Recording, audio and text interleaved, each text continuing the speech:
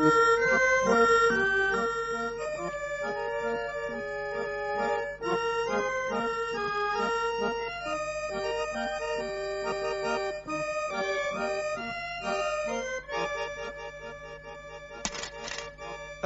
thank you.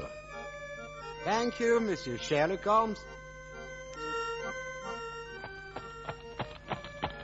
La radiodiffusion télévision française vous présente Les Enquêtes de Sherlock Holmes, une production de Maurice Renaud réalisée par Abder Isker d'après l'œuvre de Sir Arthur Conan Doyle. Aujourd'hui, le diadème de Béryl. Bonsoir mes chers amis, c'est le docteur Watson qui vous parle. Figurez-vous qu'un matin de février 1886, Sherlock Holmes et moi, nous étions en train de prendre notre petit déjeuner quand on sonne.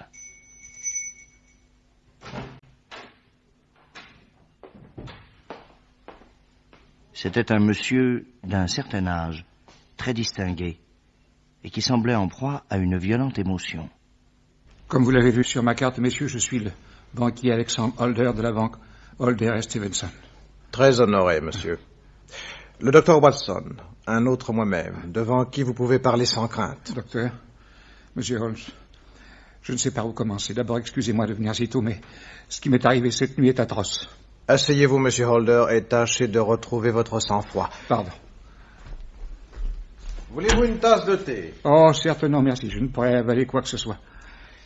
Voyons, de quoi s'agit-il? Je dois d'abord vous dire, messieurs, que j'habite une propriété dans les environs de Londres, à Streatham, très exactement. Je suis veuf et je vis avec mon fils Arthur, qui a 25 ans, et ma filleule Mary, qui en a 22. Devenue orpheline très jeune, nous l'avons élevée, ma pauvre femme et moi, comme notre propre fille, d'ailleurs. Elle m'appelle Daddy. C'est une enfant adorable, la douceur même, et 2 fois déjà, Arthur l'a demandé en mariage. Mais bien qu'elle ait pour lui une très grande affection, elle a refusé. Au fond, je la comprends. Il a un caractère tellement difficile. Or, voici ce qui s'est passé cette nuit. Voyez-vous, messieurs, on a tort d'être confiant, même en famille. Mais comment aurais-je pu me douter? Ah, pourquoi ai-je parlé, mon Dieu, pourquoi? Calmez-vous. Dites-vous bien que nous sommes ici pour vous aider. Oui, messieurs. Je le sais, je vous en remercie. Voilà. Hier soir, Marie, Arthur et moi, nous étions dans le fumoir, après le dîner, en train de prendre le café. Je ne disais rien, et mon silence avait frappé mes enfants. Tu ne parles pas, papa? Qu'est-ce qu'il y a? Vous êtes souffrant, Daddy?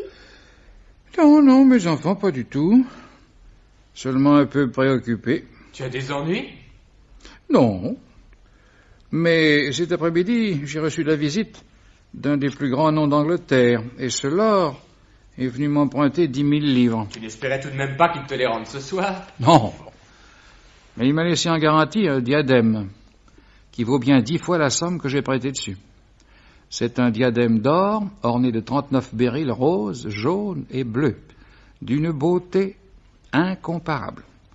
S'il arrivait quoi que ce soit, absolument impossible d'en remplacer un seul. D'ailleurs, le lord expose ce diadème sous vitrine dans son château qu'il laisse visiter le dimanche, et il y a foule. En somme, c'est presque un bien national. Mais oui, on peut le dire. D'ailleurs, depuis des centaines d'années, on ne le porte dans la famille que pour les fêtes du couronnement. Dis donc, j'espère que tu l'as soigneusement rangé dans ton coffre-fort. Ah non. En ce moment, dans la cité, les coffres-forts sont éventrés par série. Alors où l'as-tu mis? Ici, au premier, dans le secrétaire du petit salon qui est à côté de ma chambre. Tu as tort, papa. Avec n'importe quelle vieille clé, on peut l'ouvrir. Allons donc. Quand j'étais gamin, je l'ai ouvert plusieurs fois avec la clé du placard de la salle de bain. On ne dit pas de bêtises. Alors, Daddy, vous allez nous montrer cette merveille? Non, ma petite fille. Je préfère que personne n'y touche. Vous avez raison. Oh, d'ailleurs, nous ne devrions pas parler si fort. Hein? Je crois que Lucie n'a pas fini de desservir. Hein? Je vais voir. J'en profiterai pour faire comme tous les soirs ma petite tournée d'inspection. Va, mon enfant, va. Mais on dirait un vieux gardien de musée. Encore une tasse de café? Non, merci, papa, non. Papa, Hein? je voudrais te demander quelque chose. Si c'est de l'argent, tu perds ton temps. Oui, papa, c'est de l'argent. Oh, pas beaucoup. Tu ne me demandes pas combien? M'intéresse pas. Papa, il me faut absolument 200 livres. Et tu trouves que ce n'est rien? Oh, pour toi, qu'est-ce que c'est? Pour un homme qui travaille, mon petit, même un penné, c'est de l'or. Écoute, papa, je t'en supplie. Non. L'autre jour, je t'ai dit que c'était la dernière fois. Ne revenons pas là-dessus. Si tu ne me donnes pas ces 200 livres, je ne pourrai plus jamais reparaître au club. Une raison de plus pour que je ne te les donne pas, bravo. Mais papa, enfin, une dette de jeu, c'est sacré. Si je ne la paie pas, je suis déshonoré. Et toi aussi. Il y a longtemps que je le suis d'avoir un fils comme toi. Ta pauvre maman t'a trop gâté, et moi j'ai été trop faible. Voilà le résultat. Un garçon paresseux, brutal, qui ne connaît que le whisky, les cartes et les courses. Il fallait me faire travailler à ta banque. Mon fils est un bon à rien, je ne tiens pas à ce que mon personnel le sache. Comment? Moi, un bon à rien? Tu t'es fait renvoyer de 5 maisons. Ces références me paraissent suffisantes. Alors, qu'est-ce que je peux faire? Il y a des places de balayeur. De toute façon, ne compte plus sur moi. Bon, alors j'emprunterai cette somme à des amis. Tes amis? Ils ne valent pas mieux que toi. Tu ne peux pas dire ça de George Barwell. Non. Ah. Et c'est vraiment le seul que je puisse tolérer ici. Peut-être un peu trop joli garçon, un peu trop élégant et beau parleur, mais enfin, je connais sa famille, des gens de grande classe. Écoute, papa, depuis 1 an qu'il fréquente la maison, avoue qu'il a eu une excellente influence sur moi. Peut-être, mais je n'ai pas encore vu le résultat. Je te jure que si tu me paies cette dette de jeu, je ne jouerai plus jamais. C'est ce que tu m'avais juré la dernière fois. J'ai dit non, c'est non. Prends garde, papa. Ne me pousse pas à la dernière extrémité. Oh, des menaces ou du chantage, pas avec moi, mon petit. Ainsi, tu m'abandonnes. Tu as 25 ans, débrouille-toi. Alors, parfait. Compte sur moi. Je demeurai quelques minutes un peu désemparé, messieurs. Le métier de père est parfois très lourd. Je me levai enfin, j'éteignis la lampe, et je fis un tour dans la maison pour voir si tout était normal. Arrivé dans le hall d'entrée, j'aperçus Mary, qui était en train de fermer une fenêtre. Ah, Daddy, Qu'as-tu, ma petite fille? Tu parais contrariée. aviez-vous permis à la femme de chambre de sortir ce soir? À Lucie, non, pourquoi? Elle vient de rentrer par les cuisines.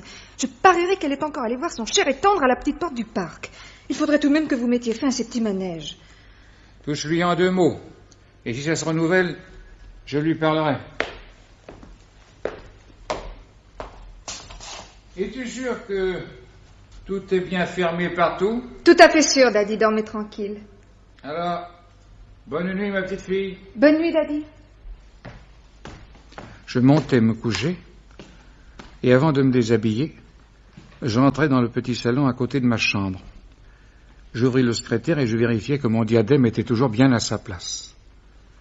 Puis je me mis au lit, et je dus m'endormir aux environs de 11 heures. Vers 2 heures du matin, un bruit me fait sursauter. D'habitude, j'ai le sommeil assez lourd, mais cette nuit-là, j'avais comme tous les nerfs à vif. Le bruit ne se renouvela pas, mais une fois tout à fait éveillé, j'ai comme l'impression que c'est une fenêtre qu'on vient de fermer. Où? Je ne sais pas. J'écoute encore. Soudain, j'entends marcher à pas feutrés dans le petit salon à côté. Je me jette au bas du lit, je saisis mon revolver et j'ouvre la porte. Papa! Arthur! Arthur! Laisse ce diadème. Laisse-le tout de suite, ou je t'abats comme un chien. Mais papa... Donne-moi ça!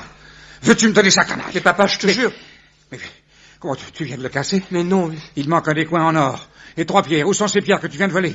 Où sont-elles? Voler, moi? Oui, voler, sale petit voyou. Mais rien ne manque, voyons, papa, rien ne manque. Je te dis qu'il manque 3 pierres et tu sais très bien où elles sont. Et je viens de te voir en train d'essayer d'en arracher encore un autre morceau. Mon pauvre papa. Alors pour toi, je suis un voleur, une canaille et un sale petit voyou. Oui. Dans ce cas, adieu, tu ne me reverras plus jamais. Tu ne quitteras cette maison qu'entre 2 policemen. Alors appelle la police, qu'elle se débrouille toute seule pour savoir la vérité. La vérité, quelle vérité? Je te prends en train de briser ces diadèmes pour en arracher des pierres. Qu'est-ce qu'il te faut de plus? Quelle autre vérité ai-je à découvrir? Monsieur, que se passe-t-il? Ah, c'est vous, mon pauvre Archie. Regardez cet enfant que vous avez vu naître. Il vient de cambrioler son père. Oh, monsieur Arthur. Daddy, Arthur, mais qu'avez-vous tous les deux? Mary. Elle s'évanouit. Ah, Mademoiselle. Des selles, là, dans ce tiroir. Allons, vite. Mary. Mademoiselle. Mademoiselle. Non, ce ne sera rien. Mademoiselle, allons. Voilà. Elle reprend connaissance. Oh, Arthur. Mais c'est pas le moment de nous attendrir, Mary. Il va nous falloir au contraire être dur, très dur. Regarde. Il manque 3 béryls à ce diadème. Oh. Arthur, mon petit, où sont-ils? Je ne sais pas. Faut y aller, Nortip. Oh, monsieur. Monsieur Arthur a juste un pantalon et une chemise. S'il a ses pierres, il va les donner tout de suite. N'est-ce pas, monsieur Arthur? Fouillez-le. Alors, monsieur Arthur, excusez-moi. C'est l'ordre de monsieur. Papa, tu ne trouves pas cette scène grotesque? Je la trouve pitoyable. Il n'a rien dans ses poches, monsieur. Mais où as-tu caché ces pierres? Tu vas le dire? Oh, écoute, Arthur. Si je ne rends pas ce diadème dans l'état où on me l'a confié, ce sera un grand scandale et mon nom de banquier sera déshonoré. Allez, rends-moi ces pierres. Et je te donnerai tout l'argent que tu voudras et tout sera oublié. Gardez votre pardon pour ceux qui en ont besoin. Ainsi, tout ce que j'ai fait pour toi ne t'a pas laissé une ombre de reconnaissance. Et de me voir la victime d'un scandale imminent avec mon nom sali dans les journaux, cela t'indiffère. Soit. Nortip, Monsieur? prenez ce revolver et conduisez M. Arthur au second, dans la chambre verte, celle qui a des barreaux aux fenêtres, et enfermez-le jusqu'à nouvel ordre. Oh, monsieur. Et s'il cherche à s'enfuir, tirez dessus. Oh, monsieur. Oh, Daddy, je t'en prie. J'assume toutes les responsabilités. Je n'ai plus de fils, et je considère cet individu en état d'arrestation. Allez. Venez, monsieur Arthur.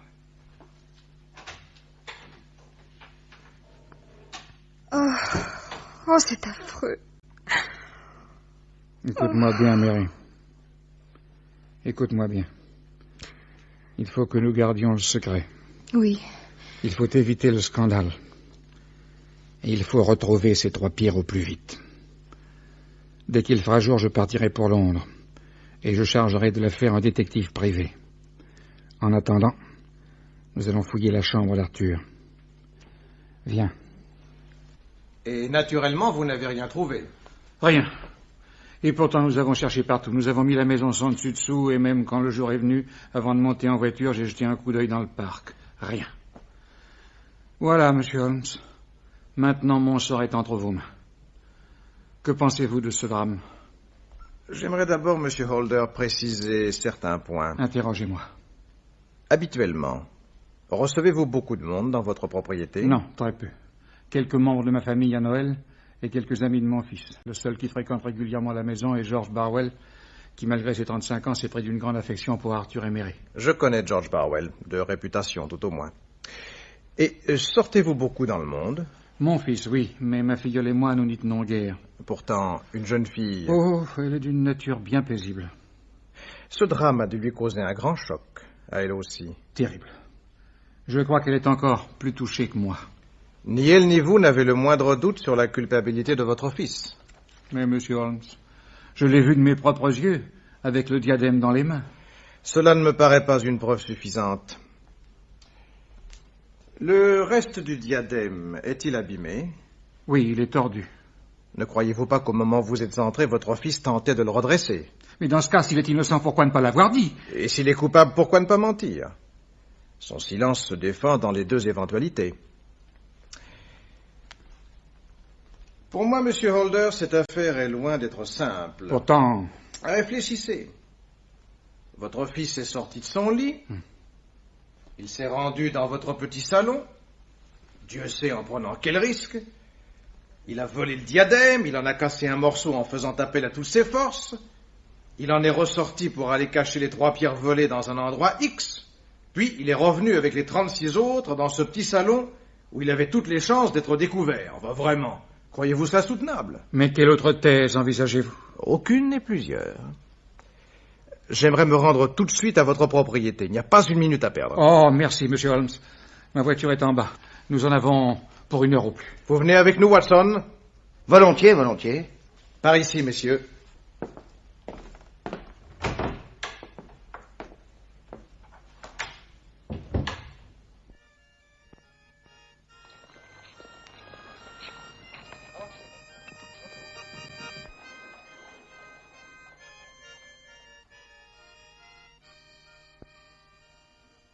1 heure plus tard, nous arrivions à la propriété de M. Holder, à Streatham.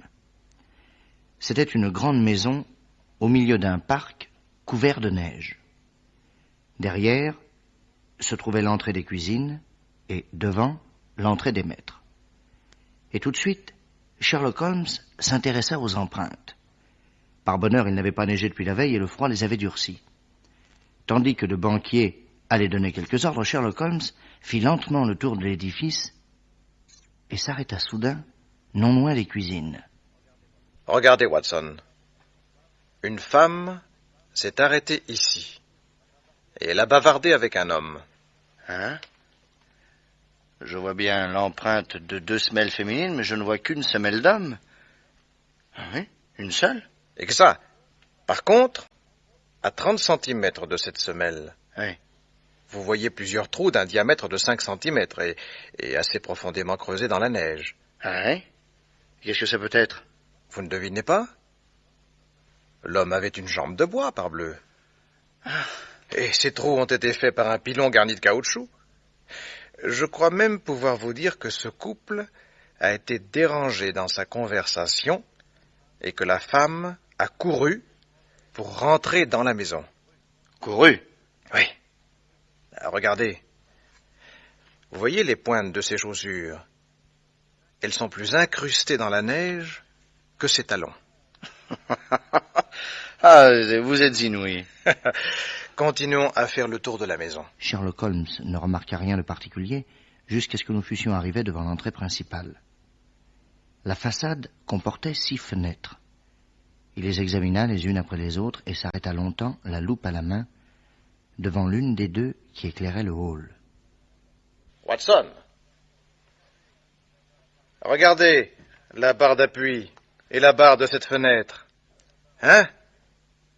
Que voyez-vous? Les marques d'un pied nu. Oui. Ce pied a cherché un point d'appui sur le soubassement, puis sur la barre d'appui, pour entrer par la fenêtre. Bravo, Watson. Un jour, vous serez meilleur détective que médecin. Ah, mais un médecin est toujours un peu détective. Voilà pourquoi nous nous comprenons si bien. Lisons maintenant sur la neige d'où venait ce pied nu.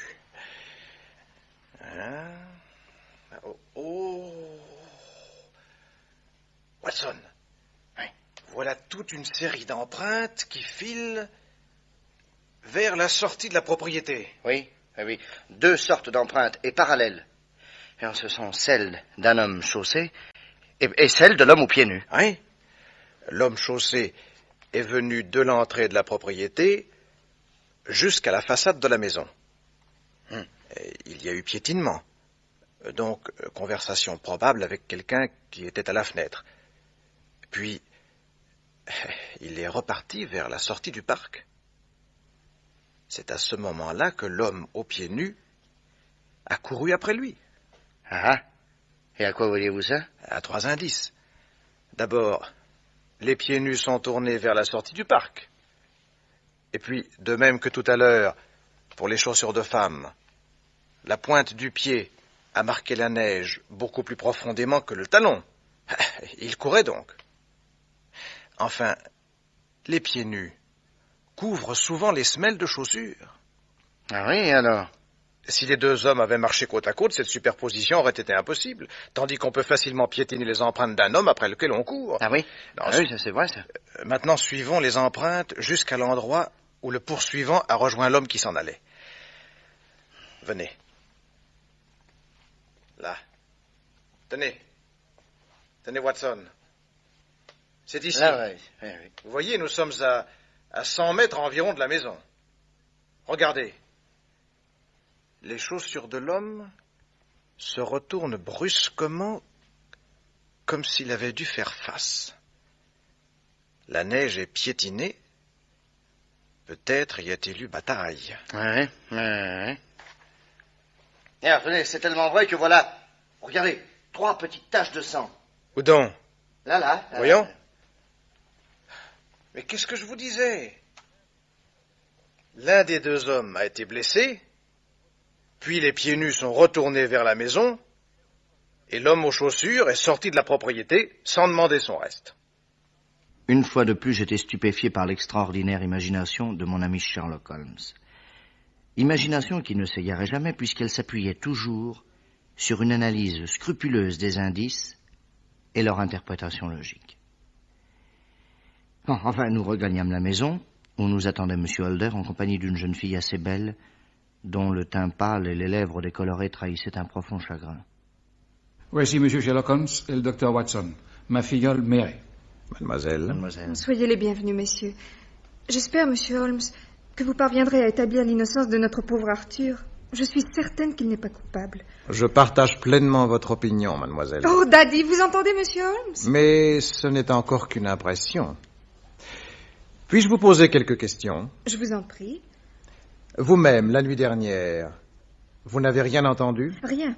Jusqu'au moment où des éclats de voix m'ont réveillée. Alors je suis accourue. Bon. Vous aviez bien constaté que toutes les fenêtres étaient fermées. Oui? Et ce matin, elles l'étaient encore? Oui, monsieur. Hier soir, vous avez parlé à M. Holder de la femme de chambre qui était sortie pour voir son amoureux. C'est exact. Vous-même, vous les avez aperçus? Oui, oui, monsieur. Ils n'étaient pas très loin de la porte des cuisines, n'est-ce pas?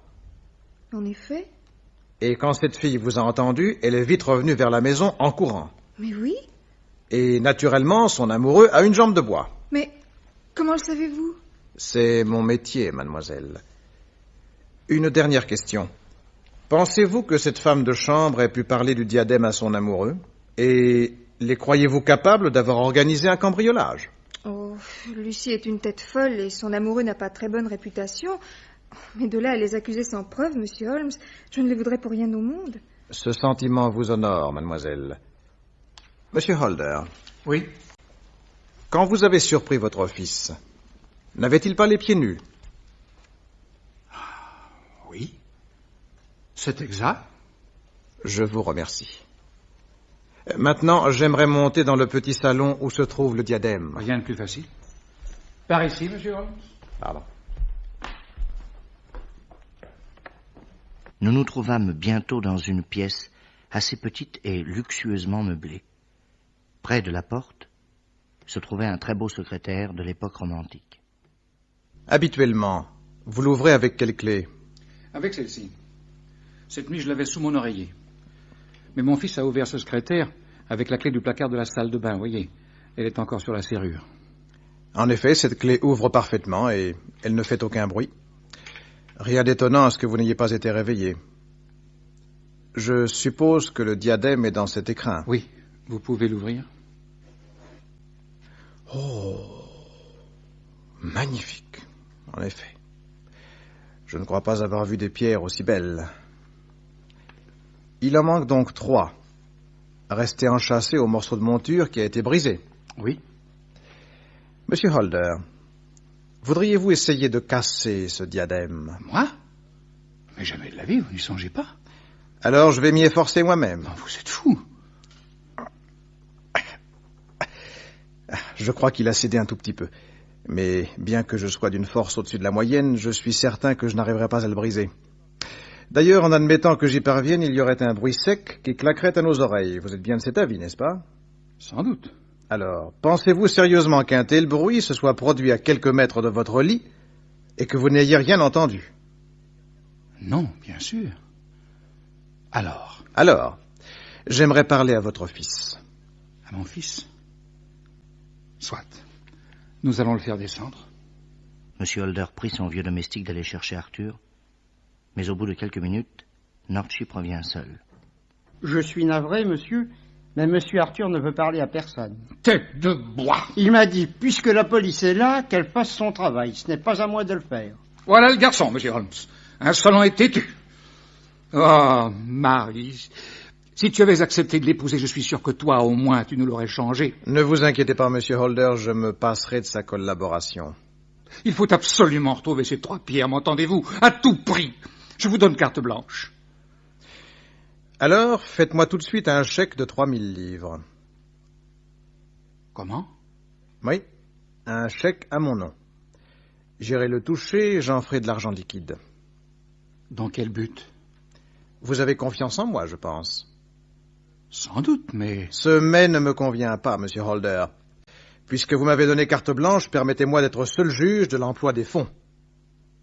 Vous avez raison, pardonnez-moi. Le chèque fut rédigé immédiatement, et il fut convenu que le banquier serait le lendemain à 9 heures à notre appartement de Baker Street. Une fois rentré à notre domicile, Sherlock Holmes consulta son fichier, puis l'annuaire de l'aristocratie. Enfin, il alla dans sa chambre et reparut 10 minutes plus tard, déguisé en pauvre hère.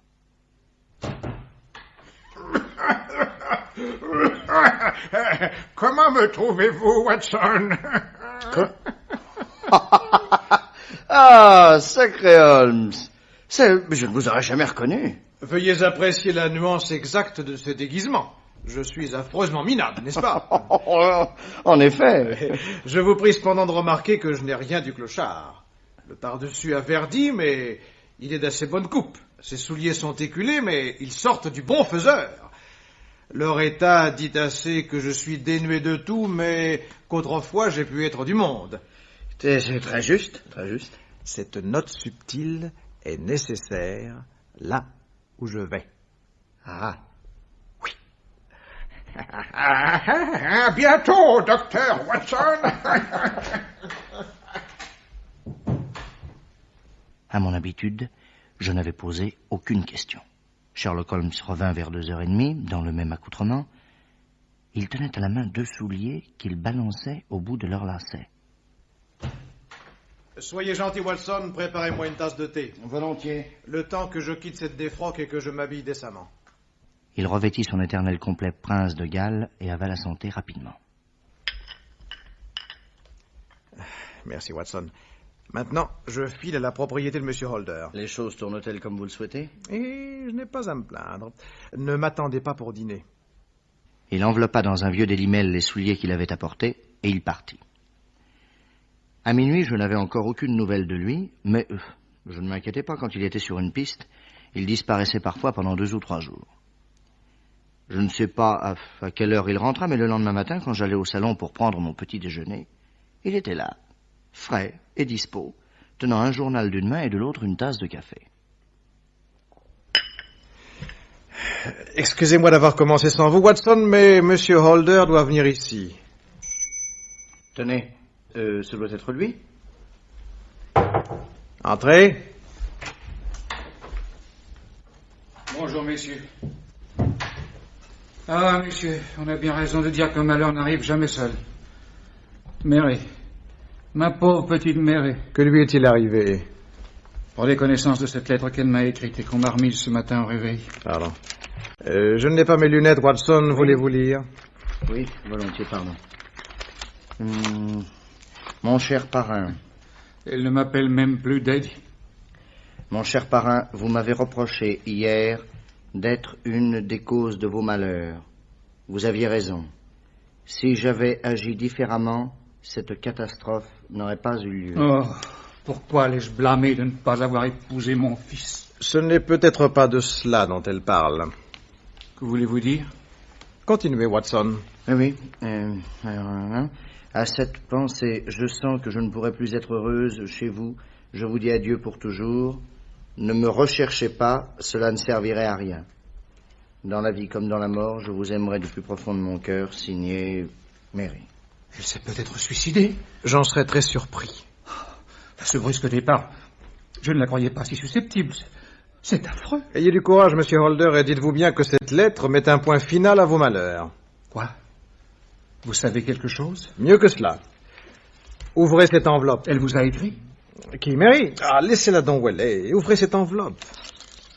Mon Dieu. Mais qu'est-ce qu'il y a là-dedans? Non. C'est pas possible. Ce serait trop beau. Les Beryl? Les 3 Beryl. Et la monture. Oh, Monsieur Holmes. Monsieur Holmes. Ah, j'ai du mal à y croire. Eh bien, faites comme saint Thomas, touchez. Mais comment sont-ils revenus? Pas tout seul. Il a fallu que j'aille au-devant d'eux. Où ça? Asseyez-vous, Monsieur Holder, et écoutez-moi calmement.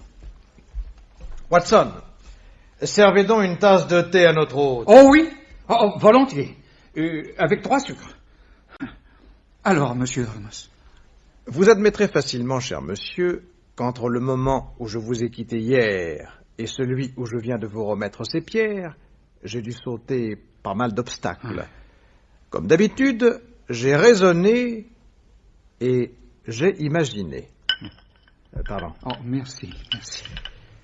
J'ai pensé tout d'abord que Sir George Barwell, qui était le seul à fréquenter votre maison, pouvait ne pas être étranger au drame. Alors, je me suis déguisé en pauvre homme et je suis allé sonner à la porte de son escalier de service. Comme je m'y attendais, c'est un valet de chambre qui m'a ouvert. Bonjour, monsieur. Qui êtes-vous? Qu'est-ce que vous voulez? Excusez-moi de vous déranger. Je viens de la part de madame la comtesse de Greyhound. Elle a pour moi de grandes bontés. J'ai été autrefois le professeur de littérature de ses filles. Mais pour son malheur et le mien, elle est veuve et elle n'a plus chez elle la moindre chaussure d'homme. Vous voyez les miennes, elles n'en peuvent plus. Et par ces temps de neige... J'ai toujours les pieds mouillés. C'est très pénible. Alors, madame la comtesse a pensé que peut-être Sir George aurait pour moi une vieille paire de chaussures. Si ça ne le dérange pas, bien entendu. Attendez ici. Je vais en parler à monsieur. Ah, merci. 5 minutes plus tard, Lord Barwell revenait lui-même avec une paire de souliers. Tenez, mon brave, voilà les chaussures à moi. Oh. C'est tout ce que j'ai pu trouver. Mais ce ne sera peut-être pas votre point de vue. Oh, si, monsieur, ce sera parfait. Je suis grand, mais j'ai les pieds tout petits. Toutes les pointures me vont. Alors, je suis heureux de faire plaisir à un protégé de la comtesse de Greyhound. Au revoir, messieurs, et merci. Merci beaucoup. Dieu vous bénira. Voyez-vous, au cours de cette visite, j'avais acquis 2 choses. D'abord, une paire de souliers, et puis un indice de premier ordre. Sir George Barwell avait la main bandée, une blessure sans aucun doute. Les taches de sang que nous avons vues sur la neige. N'anticipons pas. Je revins ici pour m'habiller correctement, et je me rendis à votre propriété, monsieur Holder. À cette heure-là, vous étiez à Londres. Et je constate que les empreintes de semelles que j'avais remarquées le matin dans la neige correspondent exactement à la pointure des souliers que m'avait donné Barwell. Il serait donc venu au cours de la nuit tragique? C'en est la preuve formelle. Après cette constatation, j'ai demandé à votre vieux domestique de m'ouvrir la porte de la chambre où était enfermé votre fils. Je désirais lui parler.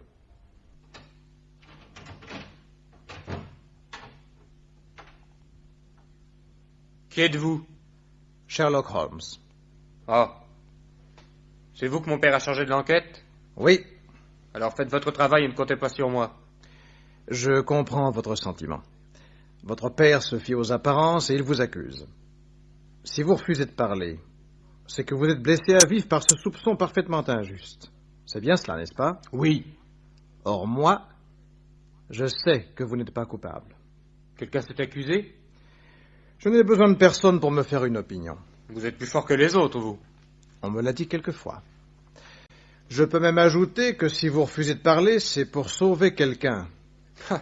Où avez-vous été chercher ça? Vous savez parfaitement qui a volé ces pierres. En supposant que je le sache, je ne vous le dirai pas. En supposant que vous ne le sachiez pas, je vais vous le dire. Qui? Mary. C'est faux! Alors, mon vieux, il est trop tard pour la défendre. Vous l'avez arrêtée? Non. Vous l'aimiez, n'est-ce pas? Quoi, elle est morte? Elle est partie, c'est la même chose. Partie? Avec son complice, sans aucun doute. Votre cher ami George Barwell. Un homme dont est solidement établie la réputation de joueur ruiné et de gredin irrécupérable par la société. Un homme que vous avez bêtement introduit dans cette maison. Et aussitôt Mary, qui ne voyait jamais personne, a été fascinée par ce beau parleur sans scrupules. Il lui a tout de suite fait la cour, n'est-ce pas? Oui. Et elle est devenue follement amoureuse. Il me jurait que non. Et vous l'avez cru? Je ne sais pas. Maintenant, j'aimerais vous raconter ce qui s'est passé la nuit dernière. Tout au moins ce que, d'après mes déductions, je crois être la vérité. Si je me trompe, vous rectifiez. Sous le prétexte d'aller faire sa petite ronde habituelle, Mary est allée ouvrir une des fenêtres de l'entrée et elle a bavardé avec George Barwell. J'ai tout lieu de croire qu'il venait la retrouver toutes les nuits. Ce n'est pas possible. Allons, allons, croyez-vous qu'un Barwell court après les filles uniquement pour leur réciter du Byron? Taisez-vous! Pourquoi aurait-il été derrière cette fenêtre ce soir-là plutôt qu'un autre? Elle lui parle du diadème, et comme il est criblé de dettes, il ordonne à Mary de le voler pour lui. Une fille amoureuse est capable de tout, mon petit, surtout si son amant menace de ne plus jamais revenir. Et Barwell connaît les bonnes ficelles. Elle accepte. À ce moment-là, votre père arrive dans l'entrée et la voit refermer la fenêtre. Alors, pour donner le change, elle lui parle de la femme de chambre qu'elle a effectivement vue avec son amoureux quelques instants plus tôt du côté des cuisines. On va se coucher et au milieu de la nuit, vous entendez du bruit. Vous vous levez, vous regardez dans le couloir et vous voyez Mary entrer dans le petit salon. Vous vous enfilez un pantalon et vous vous mettez aux aguets. C'est bien comme ça, n'est-ce pas, que les choses se sont passées? Oui. Bien. Bientôt, elle ressort et descend l'escalier. Vous la suivez dans l'ombre. Elle rouvre la fenêtre de l'entrée et tend le diadème à un homme que vous voyez mal.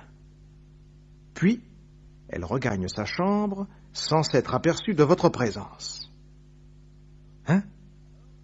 Alors, d'un coup, vous réalisez l'étendue de la catastrophe pour votre père.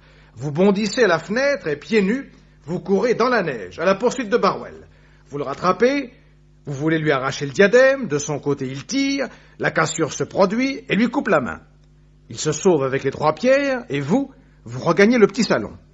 Vous essayez de redresser la monture et c'est à ce moment-là que votre père vous a surpris. Vous êtes le diable. Un assez bon diable, je crois. Quant au reste, je m'en doute sans peine. De sa chambre, Mary entend l'altercation avec votre père, elle accourt, elle voit le diadème entre vos mains, et devinant ce qui s'est passé, elle s'évanouit. Tout cela est exact, monsieur Holmes. Mais espérez-vous retrouver les pierres qui manquent? Je vais essayer. Vous me voyez stupéfait, monsieur Holmes, et désespéré par tout ce que vous venez de m'apprendre. Mais ces pierres, comment les avez-vous récupérées? Oh, c'est très simple. Je suis allé voir Barwell, mais par le grand escalier cette fois. J'ai exigé les pierres, mais sachant que je ne pouvais pas l'arrêter de peur de déclencher ce scandale que vous vouliez éviter à tout prix, je lui ai proposé de les lui racheter 3000 livres. C'est exactement le prix que je les ai payés. Comment saurais-je vous remercier, monsieur Holmes? Non seulement vous m'avez rendu les pierres, mais encore vous m'avez rendu un fils. Car pour la première fois, grâce à vous, je découvre qu'il a un noble cœur. Mais me pardonnera-t-il jamais mon injustice? J'ai tout lieu de croire que ce drame d'une nuit aura mûri d'un coup sa folle jeunesse. Au revoir, docteur Watson. Au revoir, monsieur Holmes. Vous n'aurez pas obligé un ingrat. Et vous me permettrez de vous envoyer aujourd'hui même un témoignage de la grande reconnaissance que je vous ai. Je vous en remercie. Je vous demanderai encore une chose. Accordé d'avance. En sortant, jetez donc une livre dans la sébille de mon vieil ami Jones, le joueur d'orgue de Barbarie. Avec joie. Qui donne aux pauvres, prête à Dieu. Et prêtez même à Dieu. N'est-ce pas là le rôle d'un banquier? Et ce prêt-là, au moins, ne vous rapportera que du bonheur.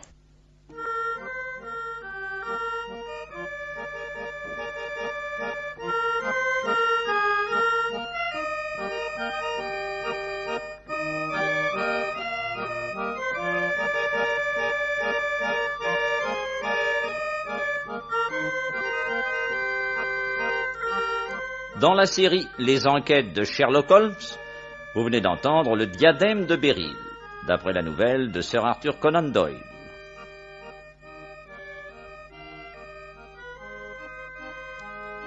C'est une production de Maurice Renaud. Prise de son Roger Navez, réalisation Abderrysquer.